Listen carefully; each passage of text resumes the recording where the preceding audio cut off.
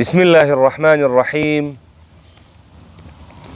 الحمد لله رب العالمين، والصلاة والسلام على رسوله الأمين محمد وعلى آله وأصحابه أجمعين. نوې عنوان ده د سورتونو آخري لفظ د ما بعد سره د لوستلو حالاتونه. کله چې قرآن کریم ختمیږي نو سنت طریقه دا ده چې کله چې 10مه سپارې ته رسیږو په 10مه سپاره کې سورت ضحا ته د ضحا نه وروسته تر ناس پورې سنت طریقه دا ده چې دلته د هر سورت وروسته الله اکبر ولوستل شي.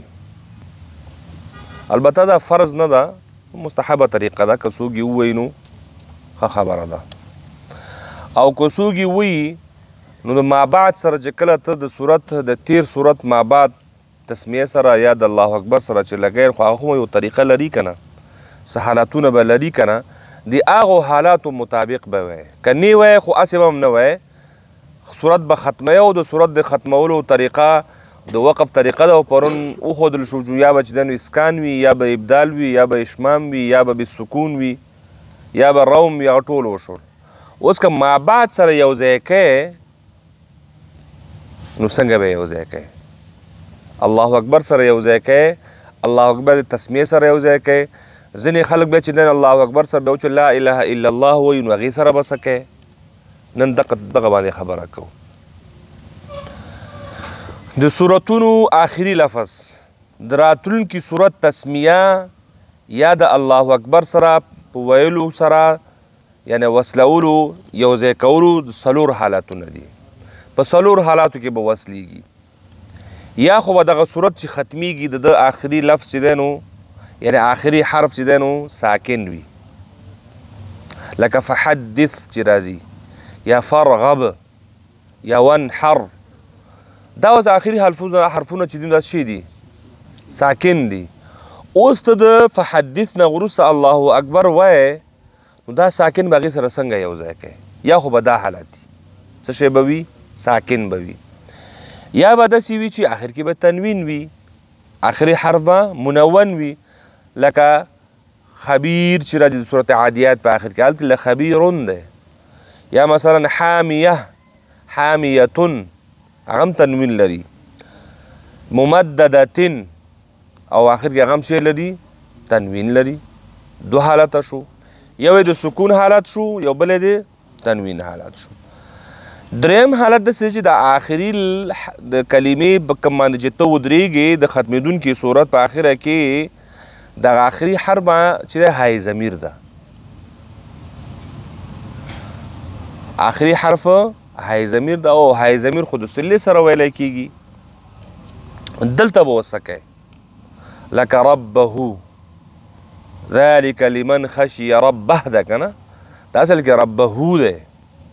ربه دا راخکل کېږي. نو چې راخکل کېږي د بلې کلمې سره د یو ځای کولو به دلته کوم حالت جوړېږي؟ درې حالته شو. او څلورم حالت دا ده چې حرکت ولري. هغه حرکت که زبر وي، که زیر وي، او که پیش وي. د دغو څلورو حالاتو نه علاوه بل پنځم حالت پکې نشته.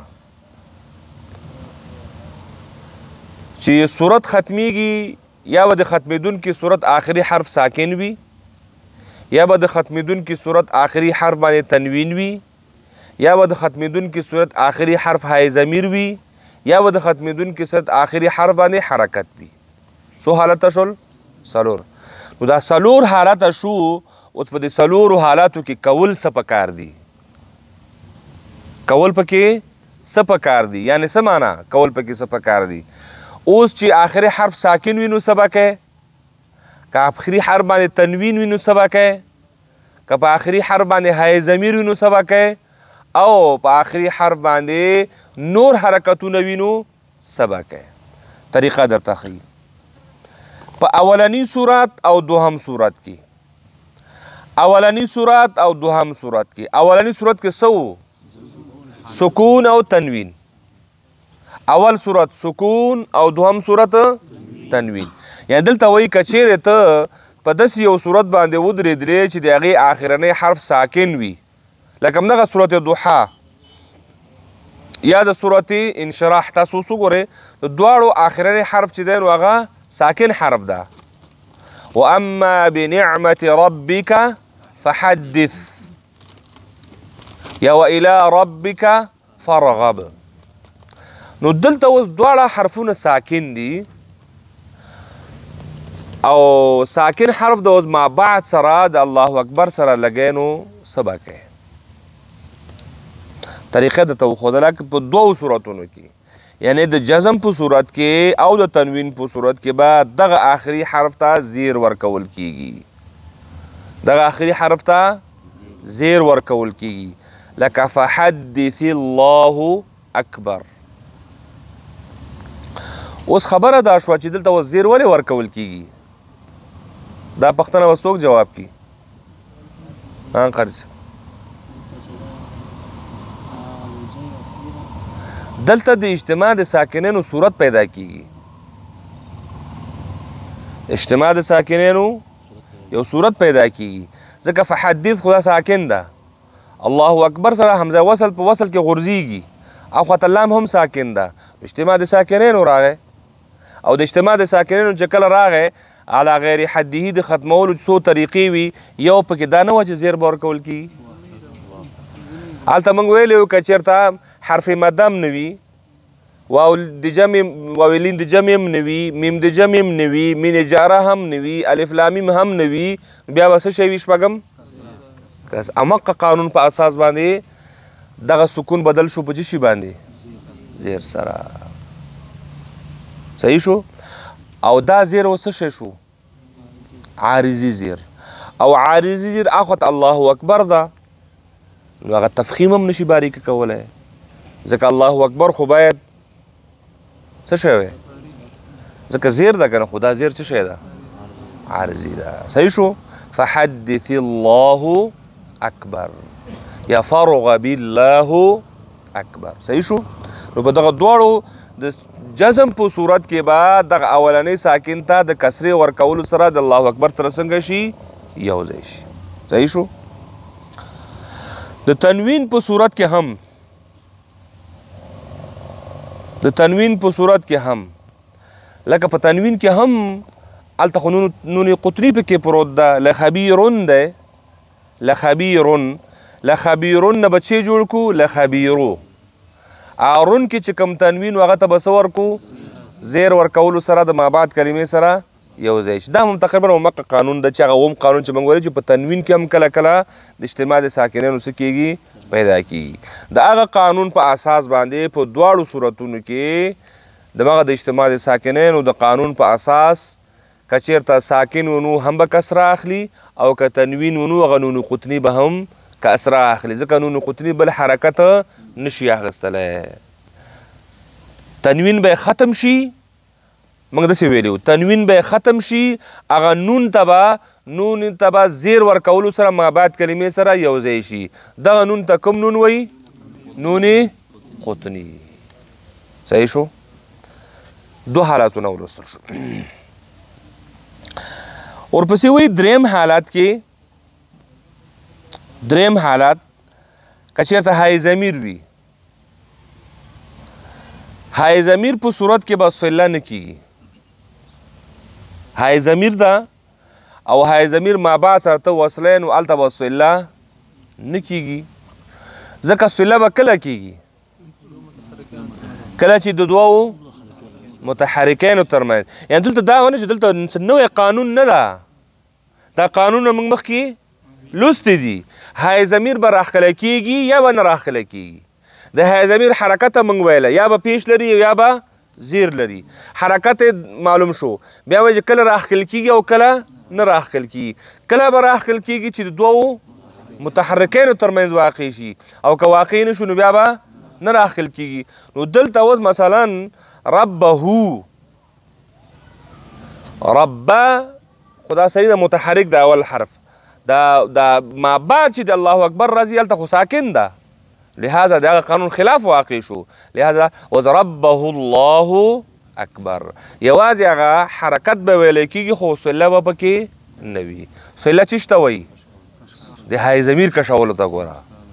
صله چی شته وایي دا ټکی پکې شرط ده ګوره. مخته مطلق کشولو ته صله نه ویلی کېږي، هغه بیا خپل یا به مده وي او یا به صله وي. نو صله ویلی کېږي د های ضمیر کشولو ته. نو دلته به داسې کېږي نه کشېږي. لکه ربه الله اکبر، شرا یره الله اکبر. صحیح شو؟ د همدې پیښ په وجه سره به لفظ الله هم مفخم لوستل کېږي. څلورم حالت دا و، څلورم حالت د جزم حالت معلوم شو، د تنوین حالت معلوم شو. په دواړو حالتونو کې کسره اخلي. او د های ضمیر حالت معلوم شو چې های ضمیر هغه صله به دلته ختمیږي. څلورم حالت هغه د تنوین حالت، هغه حالت د حرکت حالت، یعنی یا به موقوف علیه حرف یا د صورت د ختمېدونکي دلته خو د وقف خبره نه، دلته خو د وصل خبره ده. نو زبر لري، زیر لري او پیش لري، حرکت لري. نو خپل حرکت باقی ساتلو سره ویلی کېږي. خپل حرکت باقی ساتلو سره، یعنی هر حرکت چې په د آخري حرف باندې وي هغه حرف به نه ساکنه، ځکه ساکنول خو په هغه صورت باندې چې دلته ته ودرېږي. دلته خو ته ودرېږي نه، چې کله نه ودرېږي نو بیا به څه کوې؟ هغه حرف به وصل کې د ما بعد سره. نو د وصل په صورت کې خو د هغې حرکت نه ختمیږي. مثلا الیس الله باحکم الحاکمین، حاکمین نون باندې زبر ده، نو ته به حاکمین الله اکبر. دغه نون په خپل ځای باندې باقي وساتل شي او ما بعد سره به یو ځای شي. خبره ورسېدلی؟ د صورتونو ختمېدل او د ما بعد سره د یو ځای لوستلو څو حالتونه شول؟ څلور. یا به د آخري حرف ساکن وي، یا به د آخري حرف منون وي، تنوین به لري، یا به د آخري حرف باندې های ضمیر وي، یا به د آخري حرف باندې حرکت وي. نو څنګه به لولې؟ اول صورت او دوهم صورت، یعنی د تنوین په صورت کې او د جزم په صورت کې. د تنوین په صورت کې او د جزم په صورت کې به دې ته به څه شی ورکړل شي؟ کسره، زیر به ورکړل شي او ما بعد کلمې سره به یو ځای شي. دلته د سکون به په کسرې سره ختم شي. دریم حالت چې ده هغه د صله ده. های ضمیر ده، های ضمیر راخل کېږي. نو کله چې های ضمیر د ما بعد کلمې سره یو ځای کېږي نو ما بعد خو ساکن حرف ده. نو دوو ساکنونو ترمنځ خدای واقع نه شو متحرکینو ترمنځ، بلکې یو خواته متحرک راغی بل خواته ساکن راغی. نو های ضمیر حکم هم دا ده چې کله دوو متحرکینو ترمنځ نه وي نو هلته به دی نه راخل کېږي. نو دلته هم ده نه راخل کېږي. صحیح شو؟ لکه مثلا ذلک لمن خشی ربه، دلته چې وقف کوو نو هم های ضمیر صله څه کېږي؟ ختمیږي. او که چېرته وصل کوو نو بیا ختمیږي. نو بیا ولې ختمیږي؟ ځکه چې بیا د دوو متحرکینو ترمنځ نه دی واقع شوی. نو لکه ذلک لمن خشی ربه الله اکبر، ربه الله اکبر نشو ویلی، صله پکې نشو کولی. او څلورم حالت دا و که چېرته بل حرکت و هغه حرکت به په خپل حال باندې باقی پاتې کېږي. هغه که زبر و، که زیر و او که پیش و، باقی ساتلو سره به ما بعد کلمې سره یو ځای شي. دا څلور حالتونه و د طریقې. اوس وایي که چیرې لا اله الا الله ورسره یو ځای کړی شي، لا اله الا الله ورسره یو ځای کړی شو، نو د تنوین په صورت کې به د یرملون د قاعدې په اساس څه شی وشي؟ تنوین باید مدغم شي. تنوین باید مدغم شي. بغیر د لا اله الا الله نه خو هلته خبره وه د نون ساکن هغه د نون قطني خبره وه. هلته موږ تنوین به ختم شي او نون ته به زیر ورکړل شي. او خو الله اکبر نه دی بلکې لا اله الا الله ده. نو لا اله الا الله په صورت کې تنوین قانون به په خپل ځای باندې برقرار پاتې شي. د نون ساکین او تنوین نه وروسته لام راغلی او لام ادغام د بغیر غنې حرف ده. دلته به ادغام بغیر غنه، تنوین به څه شي؟ مدغم شي. احد لا اله الا الله، احد لا اله الا الله والله اکبر به وویل شي. صحیح شو؟ د الله اکبر په صورت کې نون قطنی قانون او د لا اله الا الله په صورت کې د ادغام قانون په عملي کولو سره به دوی سره څنګه شي وصل کړی شي. صحیح شو. باقي په درې واړو حالاتونو کې سکون، حرکات او صله، سکون، حرکات او صله په خپل اصلي حالات باندې باقی پاتې کیږي. لا اله په صورت کې سکون هم په خپل حال باقی پاتې کیږي. یا دا سکون لا اله الا الله سره لکه موږ چې مخکې ویل چې زیر به ورکړل ته به زیر نه ورکوي، دا که ساکن هم په خپل حال باندې څه کیږي باقی پاتې کیږي. لکه فحدث لا اله الا الله، خبره ورسېده دلته اوس فحدث لا اله الا الله نشي ویلی، هغه فحدث هغه چا سره و د الله اکبر دپاره و. لا اله الا الله سره وایه نو سکون په خپل حال باندې باقی پاتې کیږي. حرکت کوي حرکت به هم باقی پاتې کیږي. الیس الله باحکم الحاکمین الله لا اله احکم داسې نشي ویلی، هغې سره جنګی نه بلکې حاکمین الله لا اله نه الله نشته دلته لا اله الا الله. صحیح شو. دلته په خپل یعنی حرکت هم په خپل حال باقی پاتې کیږي او سکون هم په خپل حال باندې باقی پاتې کیږي او صله هم په خپل حال باندې باقی پاتې کیږي. صله لکه ذلک لمن خشی ربه ده کنه، ربه لا اله الا الله والله اکبر. خبره ورسېدله. ګورئ الله اکبر سره د سکون په صورت کې د تنوین په صورت کې څه اخلي؟ کسره اخلي، زیر اخلي. د کم قانون په اساس؟ د اجتماعي ساکنینو قانون پیدا کیږي او دفع هم په اجتماعي ساکنینو کې موږ هلته ویلی و. صحیح شو. او که چیرې صله ونو های ضمیر ونو صله به یې ختمیږي، او که نور حرکتونه و نو حرکت به یې باقي پاتې کیږي. صحیح شو. او که چیرې لا اله الا الله سره یو ځای کیږي سکون هم باقي پاتې کیږي، حرکت هم باقي پاتې کیږي او صله هم باقي پاتې کیږي. بس دا. وصلى الله تعالى على خير خلقه محمد وعلى آله وأصحابه أجمعين.